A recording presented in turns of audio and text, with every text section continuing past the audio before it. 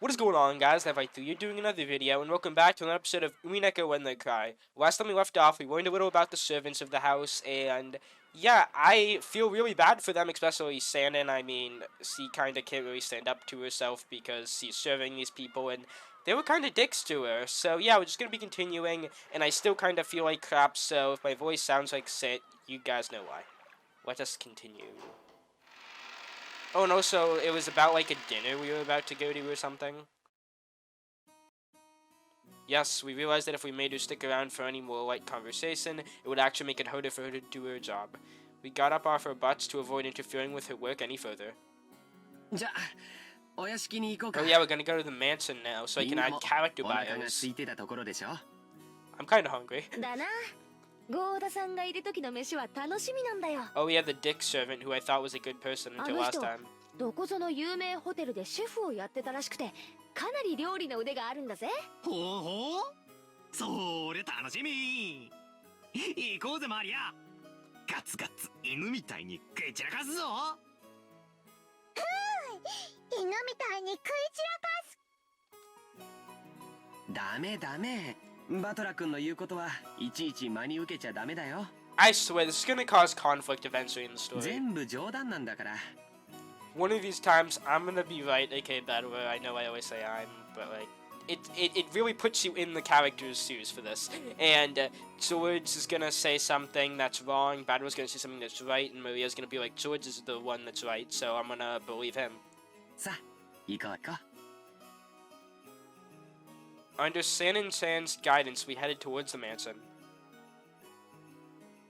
Goodbye, guest house. Goodbye, Rose Garden. Goodbye, more Rose Garden. Met once again by the magnificent Rose Garden, we continued onward as the intimidating mansion of the Ushiromiya head family came into view. It had apparently been built shortly after the war, so you could feel the dignity of almost a half-century hanging about it. The building was gorgeous on the surface, but old as it was, equipment such as its AC heating were apparently quite frail. According to Jessica, midwinter was especially tough with all the drafts. Haven't these people ever heard of a katusu? I don't know what that is. Oh, is the clock gonna do something important, or am I just going in? Nope, just going in. As we entered the entrance hall, an aged servant greeted us. Now him I remembered. Genji-san, who had been working here longer than anyone, filled the role of the servant. Wait, shut up, I don't care. Shut up, I'm going to your character bio. Yeah, and that's all the servants. The leader of the servants who work for the Ushiromiya family, he has served Kinzo longer than any other and is the person most trusted by that old man. Since he serves Kinzo directly, Kraus and naturally think of him as being a spy for Kinzo. Makes sense. Okay, so we haven't unlocked Kinzo yet, which is surprising. We have Jessica's parents that we met one of them last time, though not as battlers, so we don't have their character bio. And there's one person here that I don't know who it is. Okay. As our eyes met, he greeted me with a calm, composed voice. His bow wasn't as graceful or refined as Goda's, but despite its simplicity, it communicated his feelings very well. Genji-san, 本当にお久しぶりっす。お元気そうですね。おかげさまで健やかに過ごさせていただいております。バトラ様こそご立派になられました。親方様の若き日に少し似てこられましたな。俺がじい様に？ That's an ってこ insult. とは、さぞやじい様は若い頃モテたろうな。ここからはシャノンに代わって私がご案内申し上げます。どうぞこちらへ。Oh yeah, and also last time I forgot to mention this, but Sanin was told that she could hit Battler if he tried to make one of his perverted tendencies happen, and yeah, I guarantee it's gonna cause drama because she's gonna do it in front of someone, and they're not gonna know that everyone said it was okay. Sanin bowed deeply and watched us leave. After that, we headed towards the dining room under Genji-san's guidance. Genji-san, just like Kumurasa-san, stood in stark contrast to us young people who had grown beyond recognition over the last 6 years. His appearance was exactly the same in my memory from 6 years ago. It was as though time had stopped since the last time we met. Genji-san was extremely quiet and a diligent person. He was basically grandfather's close aide or caregiver, and you might even call him grandfather's companion of many years. In fact, it seems he was grandfather's side, but even more often than my late grandmother was. Oh, that's the other person. According to Jessica, grandfather trusted him more than any of his blood relatives. But I wonder how long he served. I never got the details, but I heard something like about him being here since the very beginning when this mansion was first constructed.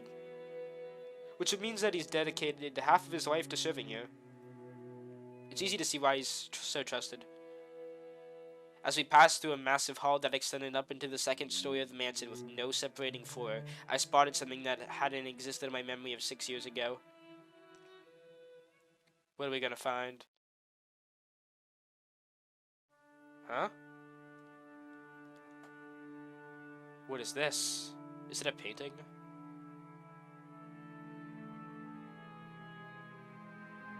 Ew, she's ugly.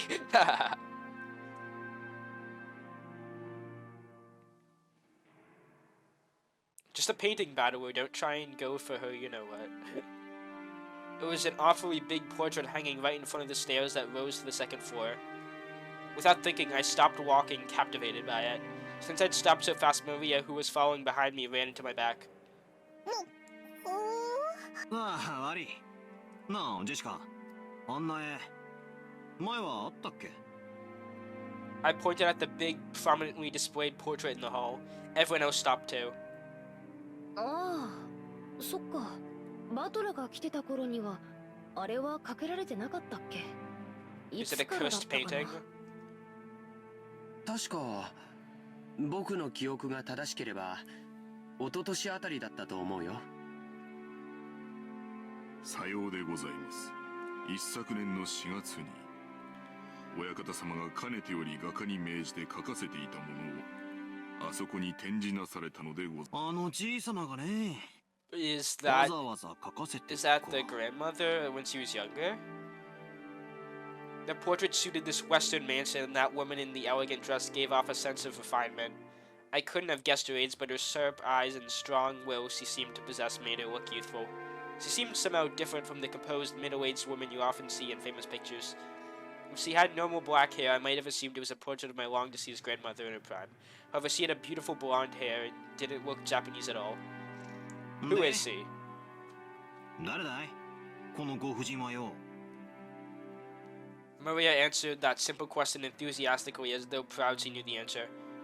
マリア知ってる。ベアトリーチェ。 Wait, Beatrice? Hold the fuck up. That was the person from the beginning.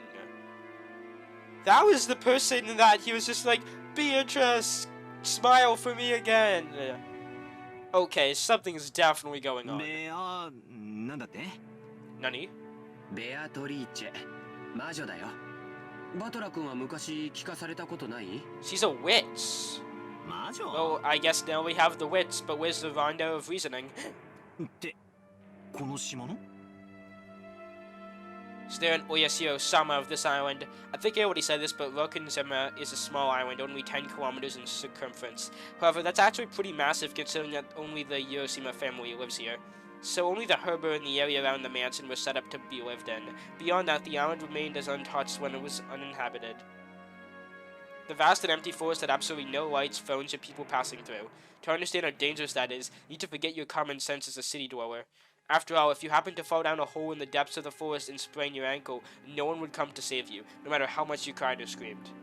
Ah yes, perfect for people to die in. Then once the sun went down, the forest would be wrapped in complete darkness since there was no streetlights. And since there was no signs, it would be easy to get lost and confused, losing your sense of direction inside the dark forest. Nowadays, most people see a forest as a peaceful place, but to the people of bygone eras, before the light of civilization drove out the night, forests were as geographically separated from civilization as the sea. There were oceans above the ground. Fishermen who got out into the ocean and putting their lives at risk despite their technical knowledge. In the same way, hunters who go out to the forest are in danger despite having specialized knowledge of their own. If children were to go to play in such a dangerous forest, something terrible might happen. Someone's parents might have thought so. Maybe grandmother first said it, maybe it was grandfather himself. Huh. Or perhaps the story's been passed down in the sirens since ancient times. There's a terrible witch in the forest, so you must not go in. At some point, the ghost story of Rakunzimiya was born. This is the legend of Rakunzimiya's witch. That's why when we talked about a witch on the island, we were referring to the master of the vast and savage forest. Come to think of it, when I stayed at this mansion as a little kid, during those eerie nights when the wind and rain pounded on the windows, I remember being terrified by a story of the forest witch who roamed around searching for human sacrifices. So, Beatrice, huh? When Aneki mentioned it, I searched my memory and I was sure I recalled hearing a name like that when I was little. So creepy. しかし、あの魔女伝説の魔女にベアトリーチェなんておしゃれな名前がついて Yeah, た you と thought は he hadn't. とん She と had an 忘れ ugly てたぜ name. じいさまめ孫たちが信じないもんだからわざわざ絵に描きやがったか No, it's because the grandmother bored him. じいさまの妄想の中の魔女だよ。この絵を掲げた頃から現実と幻想の区別がつかなくなり始めた。 Okay, yeah, no, he's definitely gonna go crazy. 私たちにとっては想像の中の魔女に過ぎないけど、じいさまにとっては彼女はこの島にいる存在。いる。だからそれを理解することができない私たちにもわかるようあの絵を描かせたっていう気持ち悪いったらありゃしない。 It really is. お嬢様、親方様にとっては大切な肖像画です。親方様の前でそのようにおっしゃられることがございません。 Maria just takes a crayon and draws one line. The next day, dead. わかってるぜ。頼まれても言わねえよ。 Oh, wait, maybe that might be a mystery too. What if someone steals the painting? Jessica glanced at the portrait with an irritated gaze before turning away. 行こうよ。食堂にみんなを待たせてるよ。 No, I like getting my lore. Only a small portion of the island was controlled by the Ushiromia family. All of the lawless remainder was the domain of the witch Beatrice. You might even call her the true ruler of Rakunzima. I left a faint revival of that unsettling sense of misfortune, which I'd felt when I learned of the tutelary god shrine being struck by lightning. And I remember that Kumawaza-san tried to tell an ominous story about Rakunzimiya before Jessica stopped her. I don't know what she was planning to tell us about this island, but I know one thing. Jessica, sus as hell. It isn't the Ushiromia family that rules Rakunzimiya, it's the witch Beatrice. Okay, you keep saying that, but like, where is this witch? After all, this is the witch's island.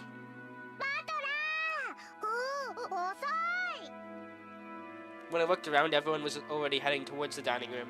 I hurriedly chased after them. I'm sorry, I'm the protagonist. I have to search these things for clues. We walked up to the huge double doors that led into the dining room. Genji's son knocked. お子様方をお連れいたしました。 Oh my god, that's so ominous!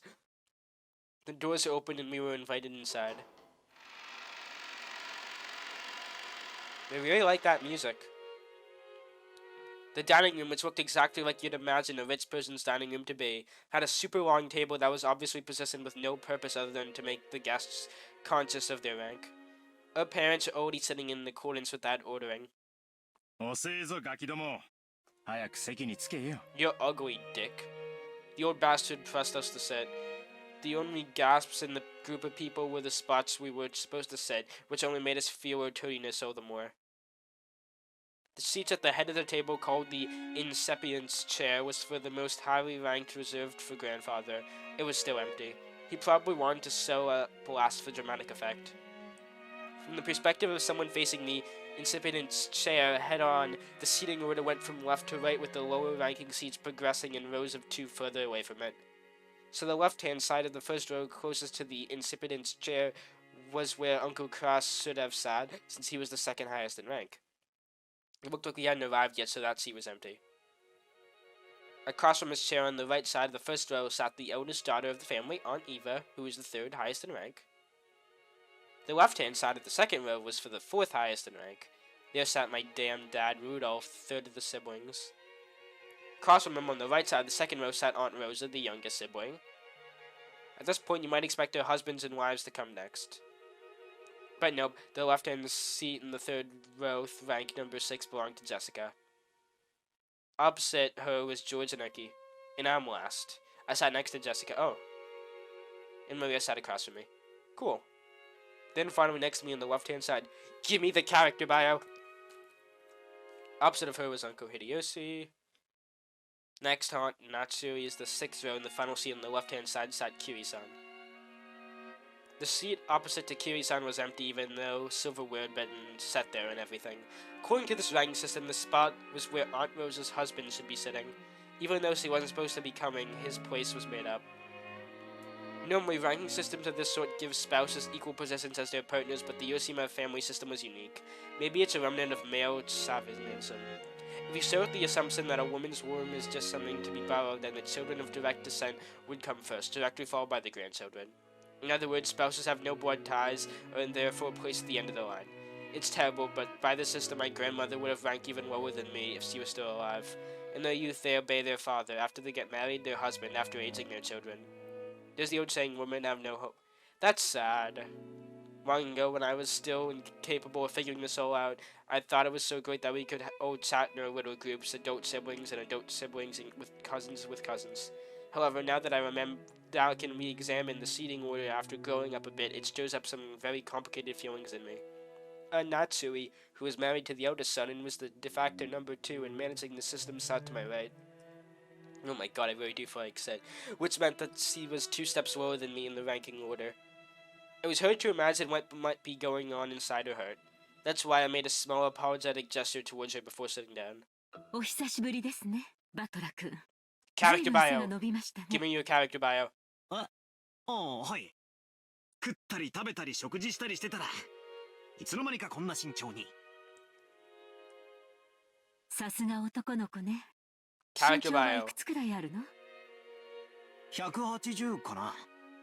つうかおばさん、そこは食べてばっかりじゃねえかって突っ込んでください。ああ。ごめんなさいね。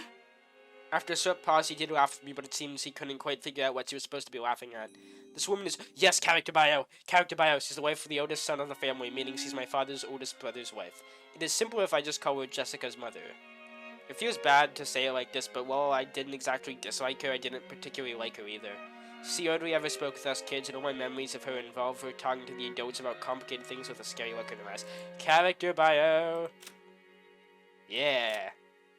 Cross's wife. She manages the household of the Yoshima head family in place of her husband, who takes little interest in such matters. She was in charge of all preparations and arrangements for this family conference. She possesses a strong sense of responsibility and a great deal of pride. However, neither her husband nor her siblings understand her very well, so her position is far from enviable. Cool. In fact, since we hardly ever exchanged words, I spent a long time trying to figure out how I should approach her, though my efforts seemed to have ended in failure. The silverware sat neatly on the table, but the meal itself hadn't been brought yet. Oh, then, as a general rule, you couldn't start a meal until the... No, eat the air. The air is our meal. As long as our grandfather didn't come, one should be put on hold indefinitely. Not even the appetizers would arrive. Simply put, the silence in this room was caused by our parents enduring their hunger while they waited for grandfather to arrive. However, the grandfather, from my memories, would always show up on time to meals like this. He was the kind of person who would never be so late that it kept everyone waiting, especially after the entire group had arrived. And I need his character bio. じいさま。俺の記憶じゃ時間に厳格な人だったと思うんだけどな。まあ、6年前はそうだったかもな。最近はそうでもねえよ。というか、もう自分の世界オンリーって感じで、会食さすがに今日くらいは足並みを揃えてくれるって思ってたんだけどな。まあ。私は来ない方が気楽で嬉しいけどよ。Why is him sob from behind? ジェシカ。 When her mother scolded her, Jessica stuck out her tongue and looked away. No way around it. Might as well wait until her host arrives. When I glanced at the clock, I saw that it was almost 12:20. Show me the clock image again. Nope. Oh, yes, I get the character bio, hooray! Ushiromiya Kinzo, the AIDS family head of the Ushiromiya head family. This man could be seen in his study. The clock had already passed noon, but he didn't even attempt to rise from his seat. With his spectacles on, he built up a growing pile of books, with elaborate bindings, which he then read intently. You couldn't really say that he was having too much fun to stop. Hold up. Character bio is the most important part. The AIDS head of the Ushiromiya family, even though it has been announced that He has just a few months to live. He's brimming with energy. Though he amassed a fortune in the past, he never made any announcements regarding their inheritance, which worries their children. He is strongly influenced by the West and is a rabid fan of the occult. His study is packed with mysterious grimoires. I said rabbit instead of rabid. Lol. Rather, he filled the room with a sense of impatience or perhaps a sense of impending danger, as though every second waste was a tragedy.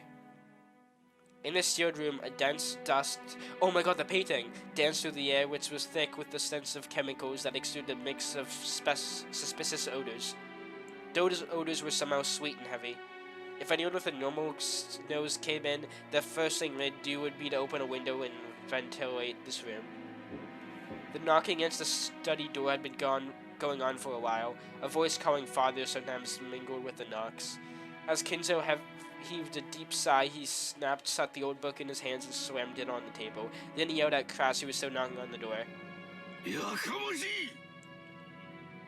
その音を止めぬか愚か者! 叩けば扉は開かれると誰が教えた? そのバカ者は貼り付けにしたぞ。お前もそうされたいのか? お父さん、年に一度の親族会議の日ではありませんか。皆下に集まっています。どうかおいでください。 Crash called out to father through the door. Kinzo always shut himself up in the study, hating it when nearly anyone, even his family, entered the room. For that reason, Crash had no choice but to call him from the corridor like this. 私にかがうでない。皆とは何か、私をここから引きずり出そうとする者どもなのか? ならば殺してしまい、バラバラにして薪にして魔女の炉にくべてしまい、その炉には鍋をかけて苦いおもぎを煮るがいい。黙示録の煮汁はそれでも私をここから連れ出そうとする。 Yeah, no, this guy is perfectly sane. 残りは酒につけるのだ。ああ、源氏はどこだ。源氏を呼べ。苦界の魔師を用意させろ。緑の妖精のささやきが届かぬ。ああ、源氏はどこだ。 He does a lot of yelling. He should really take anger management classes. On the other side of the door, Kraus, Nanzo, and Genji kept waiting for the master of the house, who suddenly refused to come out. Oh, that's the other person. Give me your character bio. Don't even speak, just give me your character bio. Kraus shrugged as though saying it's no use and smiled bitterly. From the beginning, he hadn't really expected his father to respond to his calls. However, since it was the duty of the eldest son, he had tried his formality. Kinzo さん、あんたの顔を見に、息子や娘や孫たちが来てるんじゃないか。ちょっと顔を見せてやったらどうだね。うるさい、黙れ。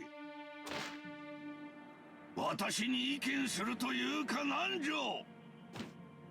貴様など呼んではおらぬ。私は源氏を呼べと言ったのだ。さあ急げ、すぐに呼べ。時間は常に有限だ。人たちはすでにラッパを構えているぞ。なぜにそれがわからぬか、愚かな羊どもめ。 Kinzo slammed an old heavy book against the table over and over. That racket clearly expressed his great displeasure. Kinzo put his spectacles down and flew up from his chair. He spread his arms wide open as if to sing into a packed opera house, as if appealing to someone, and yelled. なぜだ。なぜにいつも私には邪魔が入るのか。すべてを捨てよう。すべてを捧げよう。その見返りに Let me guess, Beatrice 私は smile. 一つしか求めないというのに。ああ、ベアトリーチェ。 Yeah. お前の微笑みをもう一度見られるならば、私は世界中から美女を I swear he's gonna summon Beatrice. すべてをお前に捧げ。おお、イナゴの軍団長たちよ。世界中から美女を刈り取り収穫せ。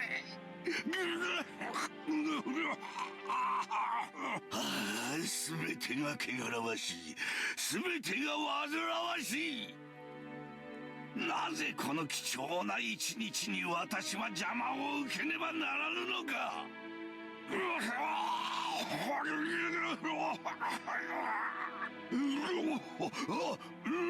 源氏を呼べ。何を怒鳴ってるのかもさっぱりだな。もう頭がどうにかなっているのだろう。クラウスさん、実のお父さんにそりゃあんまりじゃないかね。親父はすでに死んでいる。ここにいるのは親父だったものの幻さ。いずれにせよ本人にここを出る意志がない以上どうにもならない。 But what about the conference? He was the one who called for it. Why don't you get Genzi like he asked? Like, bruh. 私は下に戻る。 Okay, yeah, no, let me get your character bio. Oh wait, maybe this other guy is the other character bio. And then I can have them all. It's like my Pokemon cards. But the fact that they gave me his when he was in his study means that he's probably never going to come out. At least this episode. Cross spun around. He looked at his watch, mumbling and acting as though he had wasted time doing something he would be in vain. 源氏さん、親父殿がお呼びだ。相手を頼む。かしこまりました。南條先生、食事に行きましょう。いつまでもここにいると、この甘い匂いで味覚までおかしくなってしまう。 Without waiting for Nanzo, Cross went downstairs. Genji urged Nanzo to go and eat. Nanzo glanced between the study door and Cross's back as the latter disappeared down the stairs and then let out a deep sigh. すまんが源氏さん、頼みます。はい、お任せください。お酒はなるべく与えないように。あれは常習性が強すぎる。源氏はまだか。何者が源氏を阻んでいるというのか。源氏はどこだ。源氏を呼べ。さあ、ここはお任せください。すみませんな。Nanzo bowed slightly and descended the stairs. Genji watched him leave, then knocked on the study door. 親方様、源氏でございます。源氏か。何故私をこれほどに待たすのか。そこには誰もおるまいな。はい、私だけでございます。 Kinzo returned to his seat in the study and pressed an old-fashioned switch on the table. After a small delay, the heavy sound of a door unlocking could be heard. Kinzo was convinced that his family wanted to make a mess of his study, or perhaps someone had once opened the window for some air and ended up scattering things that to him were important research materials, leaving him in a terrible mood. Kinzo had outfitted his room with a formidable lock, preventing anyone from entering without his permission and thereby sealing himself in a jail of his own making. Genji, whom he trusted the most, was relatively free to enter the room, but even that didn't always hold. If Kinzo was in a bad mood, even Genji wouldn't be able to enter. Anyone else would be limited to holding a conversation through the door, unable to even see Kinzo's face. And most of the time, what they could hardly be called a conversation. However, this didn't trouble the rest of the family much. After all, it wasn't just worth the effort to disturb this aging family head, who was impossible to please and always stayed shut away immersed in his research. Taking advantage of his refusal to leave the room, they supported his isolation, putting his care entirely in the hands of the servants. 源氏、いつものやつを頼む。私は忙しい。はい。 Genji headed to a corner of the study. There were suspicious-looking bottles boasting venomous colors were on display. They were actually liquor, but considering the shady atmosphere of this room, one might easily suspect them of being some ghastly poison. Inside the study, the mysterious collection of books gathered by Kinzo had grown into a mountain. They were berserk, ancient, or banned books, all of them either forbidden, cursed, or sealed. But if you tried to call them old books, Kinzo would fly into a rage and say, "Call them grimoires." There was also many mysterious objects that presumably held meaning with regards to black magic, like candles suspiciously mounted and molded into strange shapes. The constellations drawn on a certain celestial globe contained quite a few shapes that would draw puzzled looks from anyone familiar with today's night sky. The carelessly strewn about books contained illustrations, all of them of a religious or mysterious nature. including some depicting demonically grotesque subjects or bizarre diagrams of various magic circles. And above all, a sweet poisonous smell filled the room, profoundly assaulting the eyes and noses of those who entered for the first time. Eventually, it must surely make a person go numb and lose their grip on reality. Inside that study, Genji prepared Kinzo's usual drink with a well-trained hand. No one would even think of drinking such an ominous dark liquid in the complex and ornate glass unless someone first told them it was alcohol. He poured a little into the glass. Then he placed the cube of sugar in a strangely shaped spoon and poured water from a pinch over. Strangely, when the transparent water was poured, the dark green liquid turned a cloudy white. It was a strange optical illusion, as though the liquid had caused a chemical reaction and made the drink become even more unrecognizable as a liquor. Then Genji added original flavors Kinzo loved, fine-tuning its taste. There was also no recipe. Its success was measured only by Kinzo's mood swings when he drank it, and it had taken Genji many decades to learn how to do it right. Genji placed the glass on a tray and walked over to Kinzo. By this time, Kinzo was gazing out the window. どうぞ、親方様。ああ、すまん。 Kinzo had regained his composure and was now unrecognizable as the shouting, screaming, yelling man from a few minutes ago. Looking at this man from behind as he tilted his glass and gazed down on the scenery beyond the window, he projected a sense of dignity and intelligence. To allow Kinzo to set his glass down at any time, Genji motionlessly waited behind Kinzo to his left side, as though he was a living sideboard. Then, without averting his eyes from the window, Kinzo held out his glass. There was... I'm butchering the name so much. I think I just said Kinzo. There was only a mouthful remaining. It was not a gesture intended to set upon the tray, but a motion to the hand and glass over to Genji. Not Kinzo. 我が友よ。もったいないお言葉です。私とお前の中に儀礼はいらん。飲め、友よ。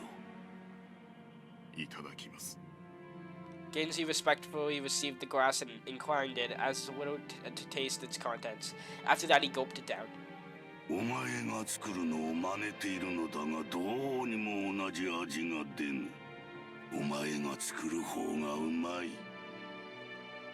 ありがとうございます。親方様のご指導の賜物です。Kinzo smiled at his loyal subject who refused to put aside rank even when asked to. However, he was not making fun of him. His smile was relaxed as though chuckling at a close friend's old unshakable habit. 互いに老いたな。年を数えることも忘れてすでに久しい。今日まで過ごすことをお許しいただけたのもすべて Kinzo gave a faint smile as if to... Oh, I cut off the line. Kinzo gave a faint smile as if to say he didn't need any flattery. 今日まで本当によく私に仕えてくれた。息子たちは誰もが私を変人よ。大勢いた使用人も皆私を恐れてやめていった。お前だけが今でも私に仕えてくれる。もったいないお言葉です。私の余命もそう長くはあるまい。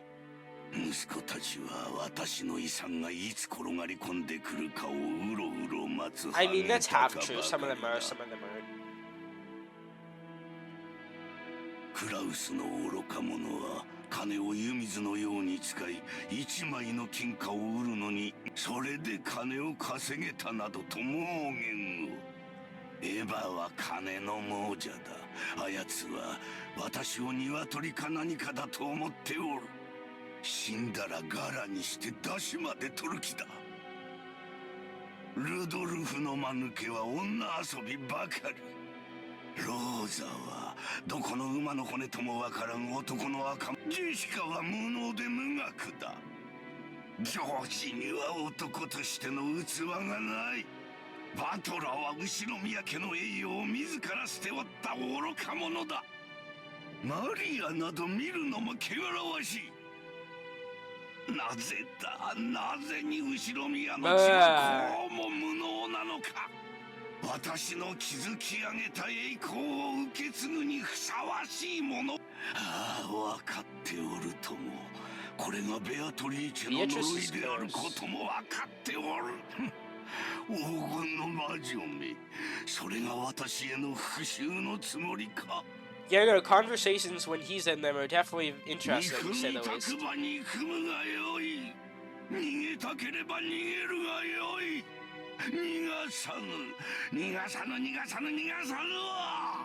お前は私のものだ。常に私の腕の中でなくてはならん。私の生涯のすべてなのだ。我が鳥かごにて永遠に私だけにささやき続けるの。ベアトリーチ、なぜに微笑み返してはくれぬ。 I can imagine Beatrice is just saying fuck you through the window. ベアトリーチ。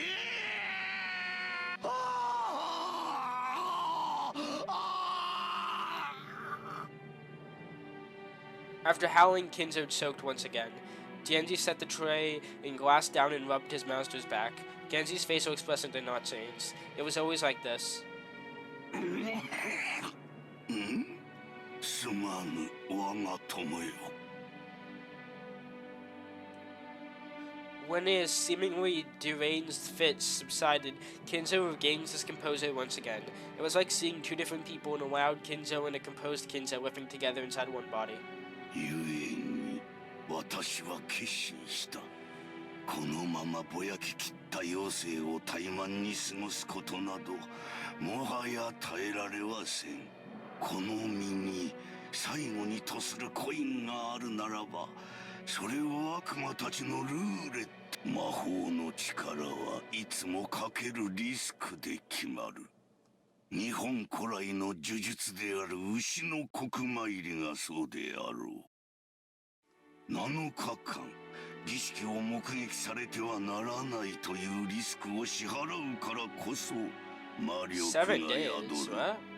困難なリスクが生じれば生じるほどに魔力は強く生じるのだ。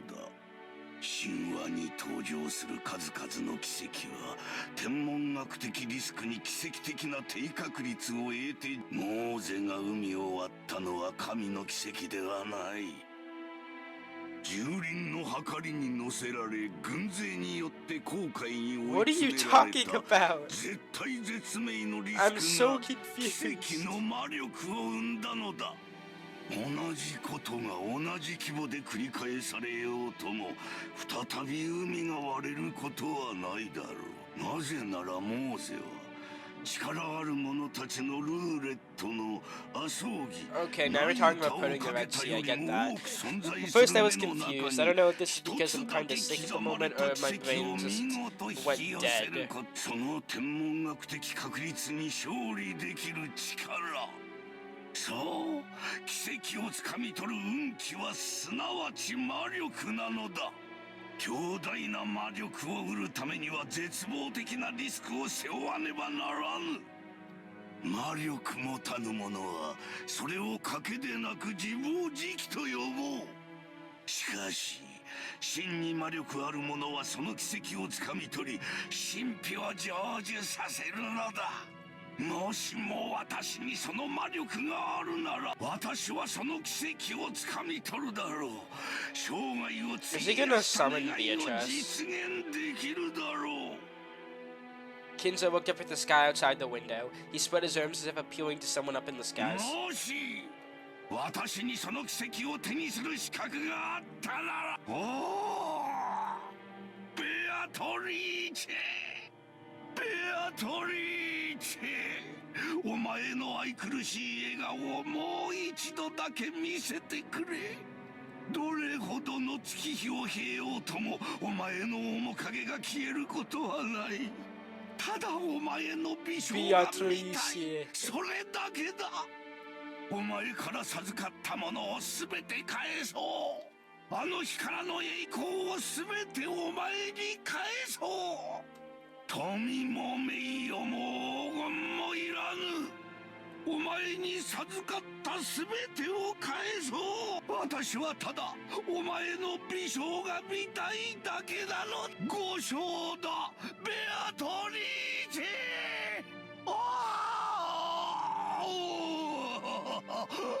His nonsensical yells became a screaming and a wail. Kinzo slumped to the floor, tearing at it with both hands. Genji had no choice but to wordlessly watch over his master's remain sins. Can we cut back to dinner now? I'm kind of interested to see what's happening with everyone else. Oh, yep. やあ諸君 Character bio time? 当主様は You're in the 具合が presence of 優れ battler. られないと That の means ことだ character bio. せっかくこうして1年ぶりの会合に集まってくれた諸君と昼食を共にできないことを非常に残念にしておられた。ゴーダ、ランチを始めてくれ。 Character bio. かしこまりました。それでは本日の昼食を始めさせていただきます。南條先生、そんなにお父様のお具合は悪いの？せめて顔くらい見せてくれてもいいわよね。体調というよりは機嫌ですな。こればかりはつける薬がありませんので。おいおい、機嫌ってまたかよ。そりゃないぜ。こちとら秋のクソ忙しい時期にスケジュール都合してご機嫌伺いに来てるんだ。それをよ。よかったじゃないかルドルフ。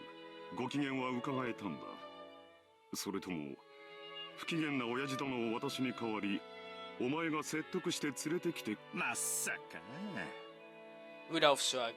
Apparently, though, Rudolf was willing to be indignant on how self-centered his father was. He wasn't particularly disappointed to be spared a face-to-face meeting.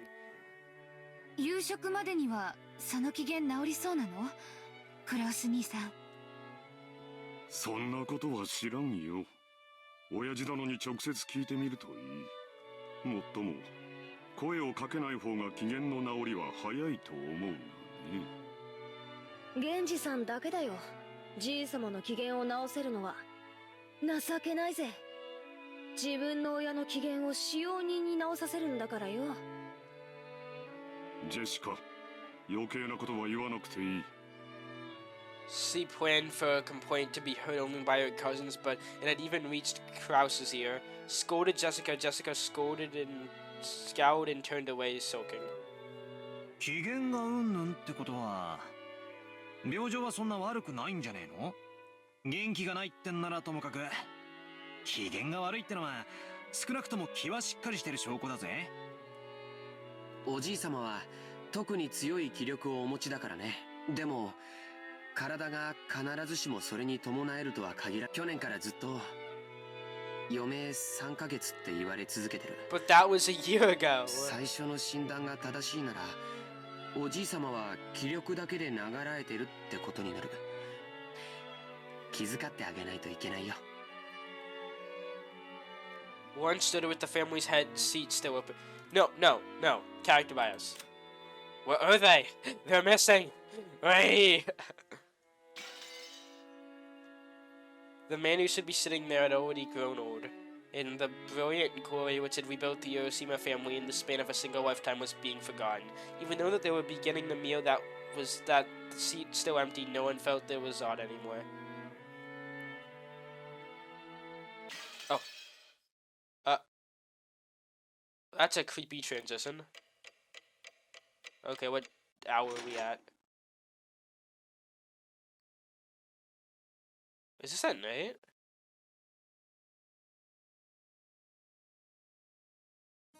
Oh, the Ushiromiya family conference was only held once a year on the first weekend of October. If a normal family were to hold a so-called family conference, you'd expect it to be nothing more than a reunion of rarely seen relatives who greet each other around buckets of sushi or something. However, part of the family's gathering fortune had been lent out to grandfather's children. And no one in this family was considered an adult until they had met with success in business. So this meeting was literally a conference. How much of the fortune was invested? What sort of business was conducted? How much profit was earned?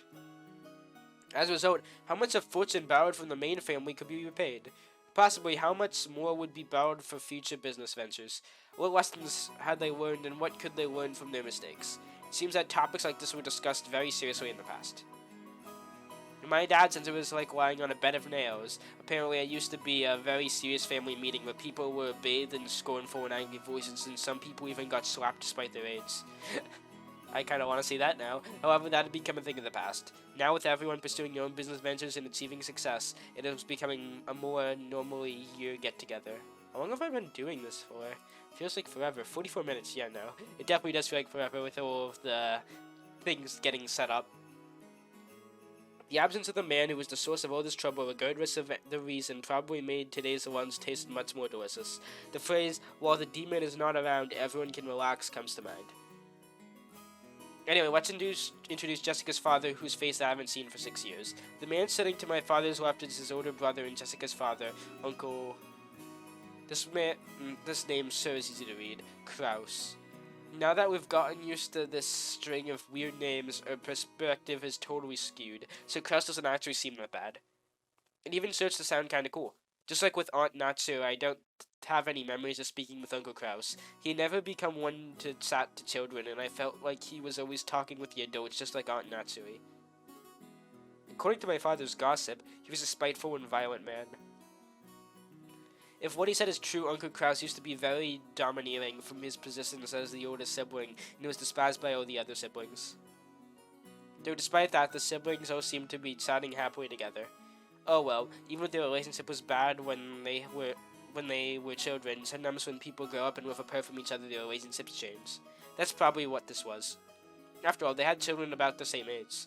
By sharing the same family environment, they probably profited by exchanging opinions. Maybe because of that, a short while ago, the circle of parents began to discuss exams Jessica and I would be taking. Jessica, in order to escape questions about exams from my father on her left, purposely faced right while firing off rapid series of comments, not giving any chance to get a word in. Smart. Moving on, let's look at the opposite from Kraus and the others. In the very last seat of the table, an old gentleman with a sturdy physique sat facing Kiri-san. This was my first time meeting him. I had only been introduced to him, but he seems he's grandfather's personal doctor, a man called Nanzo. I heard he used to be a huge clinic on a nearby island of Nijima, but he turned it over to his son and began whiffing, maybe that's the Yui clinic. I know it's not, I wish though. He had known grandfather since the very beginning when the mansion was first constructed on this island and had built up a relationship over several decades. Hold up! Did I catch them all? I collected them all! We have Kraus as the oldest of 4 siblings. He leads the family conference. However, the other siblings think he's trying to get all the inheritance for himself. Yeah, that makes sense. He's the real estate investor and has put a lot of money into the development of a resort. However, his results have been harshly criticized.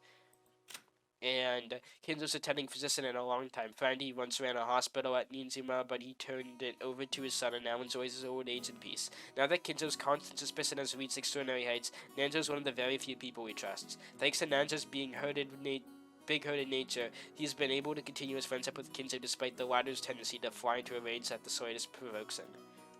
Nice! We got them all! And I think I'm going to end here for today. Anyway, thank you guys so much for watching. If you enjoyed, please make sure to like and subscribe. That's greatly appreciated. And yeah, see you guys in the next one. Bye.